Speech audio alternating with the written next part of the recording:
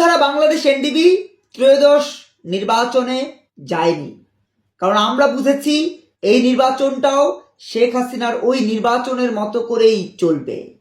বাংলাদেশের মানুষের ভোটাধিকার এবারও রক্ষা হবে না। আমরা ভোটাধিকার রক্ষার কোনো লক্ষণ দেখতে পাচ্ছি না। পুলিশ সক্রিয় না, সেনাবাহিনী সক্রিয় না, আমাদের অন্যান্য যে বাহিনীগুলো রয়েছে সেগুলো সচল না। পুলিশ প্রশাসন সহ সকলের স্তরে স্থবিরতা।